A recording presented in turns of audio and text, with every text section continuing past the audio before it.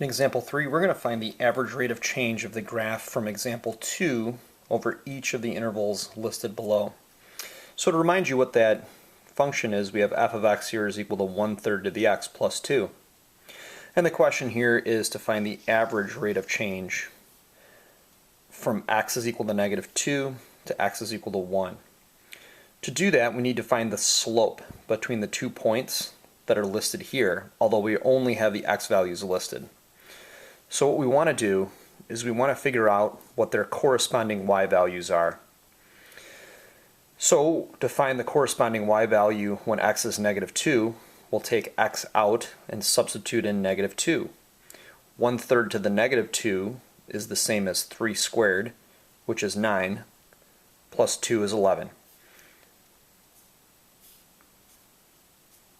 When x is 1, 1/3 to the first power is 1/3, plus 2 is 2 1/3, or sometimes we'd like to write 2 1/3 as 7/3. To actually find the average rate of change, we need to do the change in y divided by the change in x. So I'll pick my second point and write 7/3 minus 11, that's the change in y, all over the change in x, which is 1 minus -2. Vertically make sure this y and this x come from the same point, and vertically make sure this y and this x come from the same point. To subtract 11 from 7/3, I need to change 11 into 33/3, or 33 over 3, so that I can put these two fractions together. 1 minus -2 is the same as 1 plus 2, which is 3. 7 minus 33 is -26. I'm going to represent this 3 in the bottom as 3 over 1. So then I'll have -26 over 3 times the reciprocal of the bottom, which is 1/3, and I wind up with -26 over 9. -26 times 1 is -26, 3 times 3 is 9.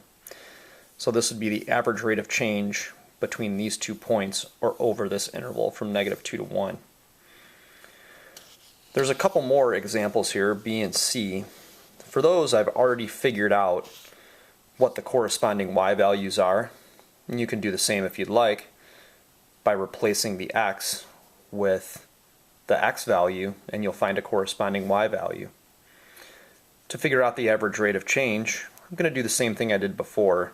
Take my second y minus my first y, all over my second x minus my first x. So I wind up with -6 in the top. -1 minus -2 is the same as -1 plus 2, which is 1. -6 divided by 1 is -6. We've got one more example here, part C to work. So once again, the average rate of change. In this case, the second y value is 163 over 81. We'll subtract that first y value, which is 7 over 3. That's going to be all over the change in the x's, which is 4 minus 1.